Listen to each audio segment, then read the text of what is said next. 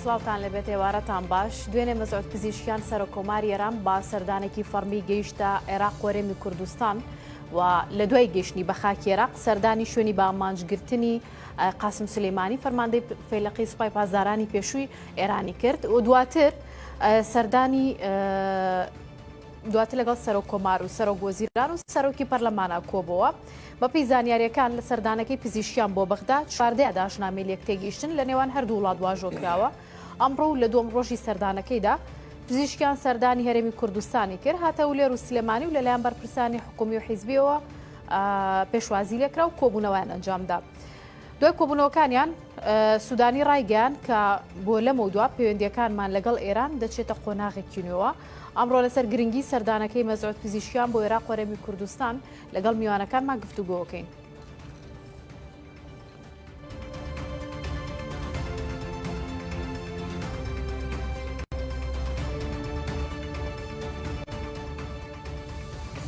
ئەمڕۆ لەسەرم پرسا دوو میوانم ئامادەیە پێکەوە لەسەرم باسە قسە دەکەین بەڕێزان دکتۆر حەسەن ئەحمەد مستەفا شارەزای پەیوەندیە نێودەوڵەتیەکان و بەڕێز ئەنوەر حوسێن ڕۆژنامەنووس ئامادەبن و باز لەم بابەتە دەگەڕێینە وڵات. کاگەنوەر دەمەوێت سەرنجیەوە بزانم لەسەرەوەی کە ئەوەی کە دکتۆر حوسێن ئاماژەی پێدا سەردانەکەیان بەگەشتبینیەوە ئەبین دکتۆرە حەسەن کە بەگەشتبینیەوە ئەم سەردانەی پزیشکیان بۆ عێراق وەرەمی کوردستان ئەبینن و دەڵێ کە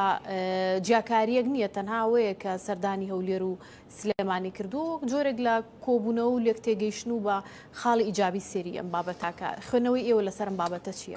زۆر سپاس منیش بەنۆرەی خۆم ڕێزم بۆ دکتۆر حەسەن هەیە و موافقی تەواوی قسەکانیشیم سەبارەت بە گەلەوە دەست پێ بکەم سەبارەت بە ئەوەی کە جەنابەت پرسید بهاتنی بۆ سلێمانی هەولێر وەکو لایەنێکی نێگەتیڤ پۆزەتیڤ پێم وایە ڕێگەوەی دکتۆر وتی دیفاکتۆیە ئەمریکی واقع هەیە سلێمانی و هەولێر لەبەرەوە ئێرانیش مامەڵ لەگەڵ ئەماکە و ئەمە لە زۆربەی دنیا ژوایە مەسەلەن زۆر جار لەوانەیە لە فەلەستینیش تووشی ئەم حاڵەتە بێ و لە عێراقیش زۆر جار مەسەلەن ئەم لایەنە شیعانە توانێت جاروبار کە کێشە و ناکۆکیان هەیە بەجیا لەگەڵ هەمویان ئەی بینێ والحاصل ئەو دیفاکتۆی کە لە هەرێمی کوردستان هەیە بەڕێزی من ئەم سەردانانە ناکاتەوەی کە خاڵێکی نێگەتیڤ بێ خۆی ئەگەر لە ڕاستیە یەکگرتوانە بوویایە باشتر بوو بەڵامی تر واقعەتەکە ئەوەیە و پێشم وایە گرنگە بەڵام ببوورە قسەکانت پێ دەبڕم کاگەنوەر ئەگەر بێت و پزیشکیان بیاوێت سوود لەم جیاکاریە ببینێت بێوێت دەستکەوتێکی دەستکەوێت لەمەی کە جیاکاری هەیە و کوی کە بەڕێزە باسیەکەیت بووە بە دیفاکتۆیەک ئەتوانێت دەستکەوت وەرگێ ئەتوانێت سوود لەمە ببینێت وڵا خۆ لە ڕاستیە ئەو ئەگەر بیانەوێ کۆماری ئیسلامی ئێران و تورکیاش بیانەوێ سوئیستفادە لە هەندێک لەو پارادۆکسانەی نێوانی چێتی نیشتیمانی پارتی دیموکراتیکستان بێگومانەتوان بیکەن وەردوشیانە بەڵام قسەکەی ئەوان بە ئەو نەهاتون لە ئێستاە خۆ لە ڕابردووشە زۆر جار هەوڵیان داوە لە کاتی کێشە و شەڕی ناخواانە ئەوە نەبێ بەڵام لە ئێستا پێم وایە هەم هەولێر هەم سلێمانی هەم بەغا بە چاوی دۆ سەیرەکە کۆماری ئیسلامی ئێران بەو دەلیلەی کە ئەم سێ ناوچەیە وەکو سێ ناوچەی گرنگی قوڵایی ئەمنی خۆیە بینێ وەکو ناوچەی استراتیژی اقتصادی خۆیە بینێ وەکو دۆستی تاریخی خۆیان ئەی بینێ وەکو پەیوەندی و هەماهەنگی وەکو سنوورێکی 550 کیلۆمەتری ئەی بینێ وەکو کۆمەڵێک دەواازەی ئابووری سەیریەکە لەبەرەوە زۆرتر پێم وایە کار لەسەر خاڵە پۆزیتیڤەکانیەکە و خۆشی هەر لە ئەسڵا پزیشکیان دوای هەڵبژارنەکانی مانگی ئایاری ڕابردوو بۆ ئەمە ڕاست پێدراوە بۆ ئەمە کاندیداتۆر کراوە کە بێ بارودۆخە نائارامەکان ئارام کاتەوە بارودۆخە پڕکێشە و مەترسیەکان هادی کاتەوە ئەو گرێ و گۆڵە و پەیوەندیە خراپانەی کە هەیە لە بینی هەرێکە لەم ناوچانە ئاسایی کاتەوە بە قازانجی کۆماری ئیسلامی ئێران والحاصل ئیشی ئەو بە پلەی یەکەم ئێستا تهدیەکردنی وەزعەکەیە ئەگەر لە ئەگەر لە جوڵەکانیشە ببینی لە یەکەم لە حزەی سەرکەوتنی لە فڕۆکەوە تا ئەڕوا جوڵەکانی دیارەکە ئەوێ وا خۆ نیشاندا کە ئەوە کەسێکی ئارام و تهدیئەی وەزعەکەکە و ینی زۆر نۆرماڵ بۆچی دەوێت خۆی وە دەربەروتم لەو تۆ دیقەت بە لە بینی ئەو دووسێ کاندیداتۆرەی پێشوو یعنی هەم سعید جەلیلی هەم قاڵی باف و خۆی ینی کەسێک هاتە دەرەوە بۆی بتوانێت ئەو قەیرانانەی کە کۆماری ئیسلامی ئێران تێکەوتووە ئەوەی کوشتنی هەنیە کوشتنی قاسم سلێمانی شەڕی غەزە و حەماس و فەلەستین باشە ململانیەکانی لەگەڵ ئێران شەڕی جنوبی لوبنان حیزب الله لەگەڵ ئیسرائیل و کێشەی حوسیەکان هەموو ئەمانە فۆکەسی لەسەر بۆ زایدن بەشداریکردنی لە شەڕی ئۆکرانیا رووسیا بۆ پشتیوان لە رووسیا هەموو ئەمانە فۆکەسی زۆر لەسەر کۆماری ئیسلامی ئێران کۆکرد بووە کە گەماڕۆی زۆرتر و زۆرتری لەسەر سەپێنن و کۆبوونەوەکانی پێنجایدێک پەکی کەوت بوو هەموو ئێستا کۆماری ئیسلامی ئێران ویستی کاندیداتۆرێک بێنێ وەکوتم وەزعەکە تەهدیە بکاتەوە لەبەرەوە هاتنی بۆ عێراق ئەگەر پێت بڵێم قسەیەکی بە ناوبانگی نووسەرێکی عەرەپەیە ئەڵێ عێراقی ئینگلیزەکان هی سونەکان بوو مەبەسی لە دوای دروستبوونی عێراق و لە 1920 بەڵام مەڵە عێراقی ئەمریکیەکان مەبەسی دوای 2023 هیچ ئێرانیەکان هیچ شیعەکانە ئەم ئێستا ئێران بۆ معلوماتی جەنابن لە ناو لە خۆرەڵاتی ناوەڕاستە عێراقی بۆ گرنگترین دەوڵەتی ناوچەکەیە بە دەلیلیەوەی گەورەترین نفوزی شیعی لە عێراقە هەیە و لە دەوڵەتی کشا کە بەرەمهێنی گەورەترین دەوڵەتی شیعی نەوتیە و بەشێک لە ئەو قەیران و گەمارە ئابوووریانی کە لە سەرەتی بەمەدایە پۆشێ و زائیدەنەوەی کە ئەمە عێراق و سیستەمە سیاسیەکەی بەگشتی و حەشدی شعبی و میلیشیاکان محورن لەنا ئەو محوەرانەیە کە کۆماری ئیسلامی ئێران دەستی پێوە گرتووە وەکو کارد بەکاریانەیە بەرامبەر بە ئیسرائیل بەرامبەر بە ئەمریکا بەرامبەر هەموو ململانیەکانی ناوچەکە لە پاڵ مەسەلەن حوسیەکان لە پاڵ حیزب الله لە پاڵ گروپەکانی لە سووریا ئەمانە محورن لەبەرەوە بۆ ئێران هاتنی پزیشکیان یەکەم سەردانی دوای دەست بەکاربوونی و دوای چوونە دەرەوەی لە ئێران بۆ عێراق و هەرێمی کوردستان بەڕێی من ئەتوانێ کاریگەری زۆری هەبێ ئەجا ڕەنگە جەناب پرسی هەندێک لەو کاریگەریانە بێگومان نێگەتیڤیشن مەسەلەن یەکێ لەو کەیسانە لەو فایلانەی کە پزیشکیان کاری لەسەرەکە قسەی لەسەرەکە و دەستگاکانی خوارەوەی مەسەل وەزارەتی ئەمنیەت و ئیطلاعات و وەزارەتی ناوخۆی پەیوەندی هەیە بۆی کە جەناب دەیزانی بە تەستیکردنەوە و یا ڕاگواستنی هێزەکانی ئۆپۆزیسیۆنی ڕۆژهەڵاتی کوردستانە بۆ کەم و ڕەنگە فشاری تریش لەسەر ئەو بابەتە دواتر قسەدەکەین کاگەنوەر ئەگەر هەمان پرسیارکە لە دکتۆر حەسەنم کرد سەرنجیەوەشی لەسەر وەربگرم دەوترێت کە پزیشکیان لە هەرێمی کوردستانە لەگەڵ ڕۆژنامەنووسانە لەگە سەر و کۆمارە بە کوردی قسەکە بەڵام لە ناوخۆی ئێرانە ڕێگە بە زمانی کوردی نادرێن نمونەی زارا محەممەدیمانێک کە لە زیندانە بەهۆی هۆکاری بە کوردی قسەکردن ئێوە خوێنەوەتان لەسەر و بابەتە چییە؟ لە ڕاستیە کۆماری ئیسلامی ئێران پێم وانە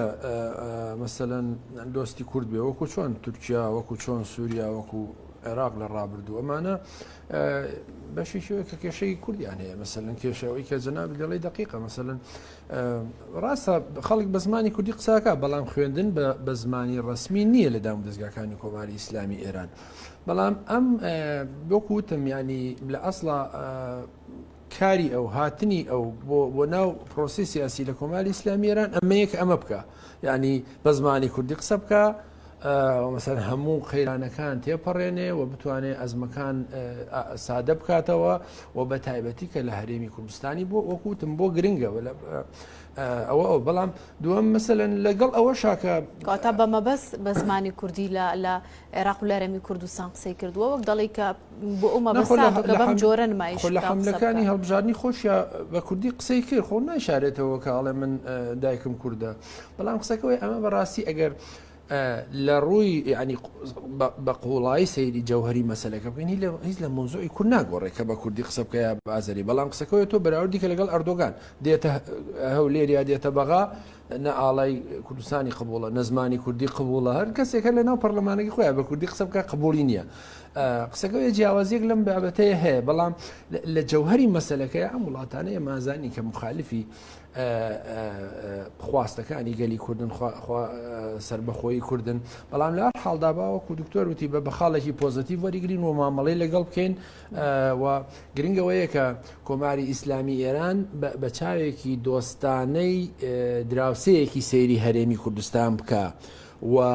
لەو قەیرانانەی کە خوڵقاندوێتی بەشێشی لە نێوان بەغا و هەولێر لە مەسلەی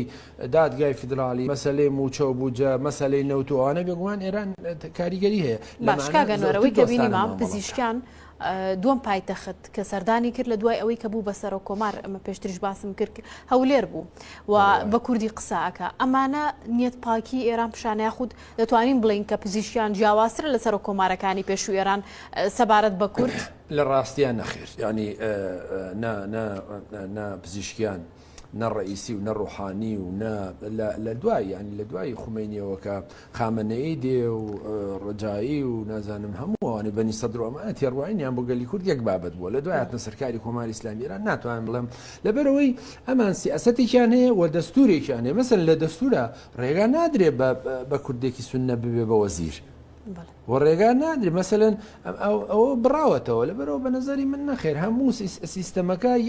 یەک بیر و باوەڕیەیە و پرۆسەیەکە داڕژراوە و لە زۆر بێ دنیایەوە کاری لەسەرەکەن یعنی ئەگەر مەسەلەن بەڵام ئەوە تەحسیل حاصلە بۆ معلوماتی جەنابسەی کە کۆماری ئیسلامی ئێران تاکە وڵاتە لە عێراق و هەرێمی کوردستان 5 قونسوڵی هەیە جگە لە سەفارەتخانەکەی لە بەسڕا نەجاف کەربەلا و سلێمانی هەولێر یعنی هیچ دەوڵەتێک وڵاتێک دوکان ئەمریکاش کە زۆرتر هەیمانەی هەیە بۆ لە عێراقا پێشتر ئەوە ناکە مەسەلەن تورکیا کەمتر ئەمە بەبەرەوە کۆماری ئیسلامی ئێران وەکوتم ئەم جیۆپۆلیتیکە ئەم منتقە جوگرافیا شیعی باشە لەلایەکە سەیری نفوزی شیعی بکە گەورە یعنی لە عێراقا گەورەترین نفوس 16 دانیشتوانەکە شیعەیە وەکوتم بەرەمهێنێکی گەورەی نەوتە وەکوتم چەقی ململانیەکانی تاران و واشنتۆن لە ئەفغانستانەوە گۆڕاوە بۆ عێراق ئێستا و لەلایەکی تریشەوە کۆماری ئیسلامی ئێران عێراق و هەرێمی کوردستانی لە دوو میحوەرا زۆر بۆ گرنگە یعنی دیقەت بە لە میحوەری عێراقی ئەوەی بۆ گرنگەکە خەتێکی زۆر گرنگی کە بەناوی هیلالی شێعیەوەیە لە تارانەوە دێتە کرماشان یێتە بە مەرزی پەروێزخانە دێتە ئەمبەرەوە بۆ خانەقی نودیالە و تکریت و شەرگات تا ئەگاتە شنگال تێپەڕێ بۆ دیمەشق و تا ئەگاتە جنوبی لوبنان ئەم خەتا لە عێراقەوە تێپەڕێ ینی خەتی تەماسی بینی سووریا و لوبنان لەگەڵ تاران ئەم عێراق بەیەکیەوە ئەبەسێتەوە کە بە تایبەتی لە گرنگەکەشەوە بوو لە ناوچە سنوور نشینەکان بوو لە دوای شەڕی داعشەوە ئەوەش کۆنتڕۆڵ کراوە ئەم زۆر بۆی گرنگە کە ئەم خەتی هیلالی شیعە کە ئیمداداتی دۆستەکانیەکە لە دیمەشق و لوبنان و بۆچیش بۆ ڕوبەڕووبوونەوە لەگەڵ ئیسرائیل و تەل ئەبیب وەکو لە ماوەی ڕابردوو بینیوتە زۆر بۆی گرنگە لەبەرەوە عێراق ئەم خەتە ئەپارێزێ ئەمە میحوەرێک میحوەری دووهەم ئەوە بوو کە کوردستانی لە هەرێمی کوردستانیشی میحوەرێک کە زۆر بۆی گرنگە لە حکوومەتی تاران لە خۆرڵاتی ناوەڕاستە دوو منطقی سنی زۆر گرنگی هەیە کە مامەڵیان لەگەڵەکەوە بە دۆستی خۆیانیان ناسێنە جگە لە ئەوەی کەوت و ئەو میحوەرە شیعانیکەیەتی یەکیان لە فەلەستینە حماس و جیادە یەکیان لە هەرێمی کوردستانە یەکێتی نیشتیمانی پارتی دیموکراتی کوردستانە زۆر گرنگی بۆ بە ئەم نفوزە سنی نشینەدا لە خۆرڵاتی ناوەڕاست لە عێراقیشە بەماشە ئەم میحوەرەی هەرێمی کوردستان جگە لەوەی کە ینی کاری کردووە بە نظری من تا ڕادەیەکی زۆری سەلماندوێتی کە ئەتوانێت زۆرتر نفوز و هەیمەنەی هەبێ لە هەندێک شوێن لە بەرامبەر ئەمریکا و بە تایبەتی ئێوەیە چێتی نیشتیمانی پارتی دیموکراتی کوردستانیش لەوە بگەێنێ کە لەم دۆستایەتیە یا بێ هاوسەنگی ڕاگرن یا بێ زۆرتر دۆستی ئەو بن و لە پاڵەوەشە میحوەرێکی تری گرنگ ئەوەیە لەناو ئەم میحوەری هەرێمی کوردستانە ئەوەیەکە کۆماری ئیسلامی ئێران لە دوای ڕوخانی ڕژێمی بەعسەوە لە 2003 توانی لە ڕێگای دۆستە شیعیەکانەوە کۆتایی بە خەبات و تێکۆشانی سازمانی مجاهدین خەڵق بێنێ لە کەمپی ئەشرەف گواستنیەوە بۆ ئەلبانیا ئێستا بە هەماشەوە داوای ئەمە لە حکوومەتی هەرێمی کوردستان خەبات و تێکۆشانی ئۆپۆزیسیۆن بێنێ کەواتە ئەم منتقەیە لە ڕووی ئەمنیەوە بۆی گرنگە لە ڕووی تاریخی و پەیوەندێکی زۆرەیە جگەلەوەی کە وەکوتم ئەم شوێنە مقدەسانەی لە عێراقا هەن کاتی خۆی لە دوایەتنە سەرکاری کۆماری ئیسلامی ئێران ساڵی 1970 خومینی وتی ڕێگای ڕزگارکردنی قودس بە نەجەف و کەربەلای ڕوە کاگەنوەر ئەوەی کە پێشتریش بەڕێزەویست ئاماژەی پێدەی ئەوەی هەیە حیزبە ئۆپۆزیسیۆنەکانی ڕۆژهەڵاتە لە هەرێمی کوردستان بە پێ ئەو ڕێکەوتنە ئەمنی کە لە نێوان عێراق و ئێراندا هەیە پێویست ئەمانە چەک بکرێن و بخرێنە کامپەوە ئەوەیە سەی بینین بۆچی ئێران هێندە تەکید دەکاتەوە لەسەر چەککردنی ئەم هێزە ئۆپۆزیسیۆنە کوردیانە ئایا وەگەزانین ماوەی چەند ساڵێکی شەکەی چێرشێکیان بۆ سەر ئێران ئەنجام نەداوە هێندە جێگی مەترسین کە هێندە ئێران تەکید لەسەر چەکردنەوە و لە بردنیان بۆ کامپەکات پێشەوە بام بڵێم مەسەلەن سەردانی پزیشکیان بێگومان دوای ئەم سەردانە ئەوەی دکتۆر ڕاستەکە پزیشکیان ڕەنگە ئەرکی ئەوە نییە کە دانیشە ڕێکەوتن لەگەڵ حکوومەتی عێراقیش مثلا نوێنەرەکانیان و دوایی ڕاستپاردەکان ئەگەێنێتەوە دوایی لایەنە پەیوەنددارەکان من هەر وەزارەت دێ ئەم مثلا لە بواری شوێنە مقدسەکان و لە بواری تعلیمی عالی و پەروەردە و گەشت و گوزار و شەباب و لاوان و ئەم ڕێکوتنانە ئیمزاکردۆ لەگەڵ حکوومەت عێراق لەم چوارتە ڕێکوتنیان لەم تێگەیشتانەیە دوایەکەوێتە بواری جێبەجێکردن بە نظری من بۆ هەرێمی کوردستانیش هەم تەکلیفی هەبووە هەم گوێی گرتووە یعنی ڕاستە ڕێکوتنێکی ئیمزا نەکردووە بەڵام ئەو ڕێکوتنە ئەمنی کە جەنابەت باسیەکەی ساڵی 2021 ئیمزاکراوە لە بینی هەرێم و عێراق و ئێران لەسەر چەکردنی ئۆپۆزیسیۆنی ئێرانی و درخستنەوەیان بۆ بکەم هێشتا ئەم پزیشکیان هەم دوای ئەوانش وەفدی تریە جەختی لەسەرەکەنەوە کا بێ ئۆکەی پێ بدرێ خاڵێکی بۆ ئێران تەکلیفی لە یەکێتی نیشتیمانی پارتی دیموکراتی کوردستان مەسەلەی چەکردن و ڕاگواستنیانە بۆ ئۆردوگاکان بۆ ئەو کوردوگایی کە دروستی یەکرێ و لامان کاتیشا بە نەزەری من تەکلیفێکی دیسان لە پارتی دیموکراتی کوردستانەیە ئەو تەوەهومەیە کە تاران تووشیە بێ هەموو جاڕەڵی موسادی ئیسرائیلی لە هەولێرە و ئەو چەند جاریش بیانەکانی بەتێگرتنی موشک لە هەولێر ئەوە بووە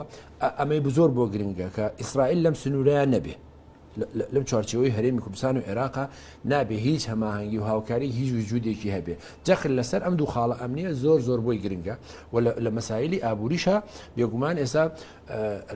لەنا ئەو زمنی ئەو ڕێکوتنانەیە دوو ناوچەی بازرگانی ئازاد دەکاتەوە لە سنوورەکانی کرماشان و لە مەریوان ئەم ناوچە بازرگانی ئازادانە بۆ هەردوو لا گرنگە یەکیانەوەی کە ئێران لەو فشارە ئابووریانە دەرێنێ یەکیان بۆ ئەم بیوەر هاوڵاتێک لەم ناوچە بازرگانی ئازادانە بای $84 توانێت بکرێ بەبی و هیچ باج و گومرگێکدا و زایدنەوە ئەو ناوچانە ئازاد دەبێت بۆ زۆرتری ئەو مامەڵە بازرگانیانەی بە تایبەتی کە لەگەڵ باشە بەڵام کاگەنوەر لەسەر ئەو بابەت و پرسا ئەکرێت کە ئێران داوای هەست داواکاریەک بکات هەر جاوایەکێ بێت لە بەرپرسانی هەرێم داواکاریەکانی جێبەجێ بکەن بە تایبەت پارتیۆکێتی مەبەستم ئەوەی کە ئەی بینیم بەجیا لەگەڵ هاتەولێر و سلێمانی لەگەڵ بەرپرسانی هەردوو لا کۆبەوە ئەمە مەبەستێک نییە بووی کە داواکاریەکانی خۆی بگەێنێت چکە پێشتر لەم پرۆگرامە میوانم هەبووە باز لەوەکەن کە پێویست ناکات کە بەرپرسان لە هەرێمی کوردستان هێندە بچنە ژێر داواکاریەکانی حکوومەتی ئێرانەوە چونکە پێشتر ئەم داواکاریە بۆ بەڵام ئەوەی کە ئەیزانین مامجلال نەچۆتە ژێرباریەوەی کە ئەم حیزبە کوردیانە لە هەرێمی کوردستانە چەک بکرێن کەواتە هەرێمی کوردستان دەبێت هەموو داواکاریەکانی ئێران جێبەجێ بکات وڵا لە ڕاستیە تۆ بێ دوو مەسوولیەتی پارتی بانکی هێرە بڵێ بۆ هەشتێک تورکیا و ئێران دەبێت خوێندنەوەتان بزانم بەڵام خۆی لە ڕاستیە یەکەمەوەیە کە بە جەناب بڵێم سەردەمی هەلومەرجی جەنابی مامجەلال و جەنابی کاگنۆ شیروانەوەانە زۆر جیاوازتر بوو چ وەکو شخصی چ وەکو هەلومەرجی سیاسی و ئەوە دووەمیشەوەیە کە بەڕاستی خۆی ئەمە بەجۆر لە جێورەکان شکاندنی ئەو پرەنسیپە مەهاو نیشتیمانی و نەتەوەی بوون و خەبات و تێکۆشانەیە لە بینی هێزەکانی باشوور و ڕۆژهەڵات بەڵام ئەوەندەی من بزانم هێزەکانی ڕۆژهەڵاتی کوردستان لەگەڵ نوێنەری هەردوو لایەکێتی و پارتی دانیشتون هەردووکیان تویانە کاکە فشاری تورکیامان لەسەرەی ئێرانمان لەسەرە هی عێراقمان لەسەرە یەکێتیەڵی پارتیم لەسەرە پارتیەڵی یەکێتیم لەسەرە بە نەزەری من ئەمە کەوتونە ژێر کاریگەریەک گەورەوە کە ڕەنگە کۆماری ئیسلامی ئێران کێشەی گەورە دروست بکە بۆیە بە نەزەری من لە هەر حاڵدا کارەکە دۆستانە نییە ئەکرا جۆرێکی تر مامەڵی لەگەورە من لەسەر ئەم مێزە جارێک تریش قسەم کرد لەسەر بابەتە وتمە بێت بە لێک تێگەیشتن بێ مەسەن جۆرێکی تر مامەڵە بکەن بەڵام ئێستا بەم شکڵی کە کراوە کارێکی بەڕاستی باش نییە و نیگەرانی ئەم هێزە ئۆپۆزیسیۆنانەی لێ یەکرێتەوە دوای نردنیان بۆ کەمپێکی زۆرە ملی ئەمانە هاوڵاتی تەبیعی نین تۆ بەزنانیان بێتی ئەمانە هێزی سیاسین لەبەرەوە حکوومەتی هەرێمی کوردستان بیەوێیانەیەوێ بەم مامەڵانەی چارەنووسی کۆمەڵە و دیموکرات و سازمانی خەبات و پەژاکوچێ بە دەردی مجاهدینی خەڵقەچێک ئەمەش دۆستانە نییە و هەرگیز ئەم هێزانە تەوەقعیان نەکردووە ینی خۆشیانەڵەن دانووسانەکان و تومانە هەرگیز تەوەقعی ئەومان ناکرد ئاوا مامەڵەمان لەگەڵ بکەن و بەڵام بار حاڵێسا بارودۆخێک هاتوتە پێشەوە کە حکوومەتی هەرێمی کوردستان ئەڵێ ناچارم بارحاڵ بەڵام کە ناچاریشە ئەماکە ئەبێ مەسەن ئەم کەمپانە زۆر کەمپێکی باش بن بۆ ژیان بشێن ینی و ئەمنێتیان پارێزراو بێ بۆیە بە نظری من بۆ ئێران ئەم خاڵە زۆر گرنگە بێگومان قسەکەی جەنابیشت بێگومان تەسیریان هەیە ئەگەر مەسەلەن تەسیریان نییە لە شۆڕشی ژینای دەور و نەخشیان هەبووە لە زۆر حاڵەتی ترا کۆماری ئیسلامی ئێران نیگەران بووە و مەسەن میدیایان هەیە و کاریگەریان هەیە و ئەمانە ڕەگوڕیشەی کۆمەڵایەتی و تاریخی قوڵیان هەیە لە هەم هێزانە هەرێکیان خاوەنی چەند هەزار شەهیدە لە وڵاتەیە لەبەرەوە بێگومان ئەو قسەیە هیچ هیچ ڕاز نییە کاڵە کاریگەریان نییە دانیشتون بەداخەوە هەندێک جار خەڵکی لای ئێمە هەندێک جار نووسری لای ئێمە هەندێک جار ببوورە سیاسیەکانیش لای ئێمە تۆمەتی زۆر ناڕەوایانە دەنەپاڵ چیان کردووە لەوێ دانیشتون و کاکە یەکێتی نیشتیمانی پارتی دیموکراتی کوردستانیش هەر لەوێ دانیشت بوون ئەگە زروفێکی مۆزوعی نەیەتە پێشەوە بەڵام قسەکەوەیە کە ئێستا مادام لەژێر فشاران بەسەر چاو بەڵام قسەکەوەیە ئەبێ نانی کەم بە ڕێز و بە احترامەوە مامەڵیان لەگەڵ بکرێ گیان و مەسەلەن ئەمنێتیان پارێزراو بێ ینی نردنیان بۆ ئۆردوگایە کە ئێستا هیچ تدارێکیتیانی هیچ بۆ ژیانی ئاسایی ناشێ یعنی لە کەمپەکانی ئەوروپاش خراپترە کەسێک لێرەوە قسەکەوەیە کە بەداخەوە کە ئەم سەردانانە گرنگە بەسەر چاو ئەم پەیوەندی سیاسی و ئابووری و ئەمنیانە بپارێزرێ بەسەر چاو بەڵام نابێت لەسەر حسابی خەڵکی ڕۆژهەڵات و ئۆپۆزیسیۆنی ڕۆژهەڵات بێ زۆر باش ینی جیاوازی ئەمان زۆرە لەگەڵ سازمانی مجاهدینی خەڵک ئەوە مامەڵە بکرێ و ئێرانی ژێ بێ مەسەرەن ئەوە تێبگا کە ئەمانە کوردن زۆر باشە کاگەنوەر سپاس بۆ ڕوونکردنەوەکانت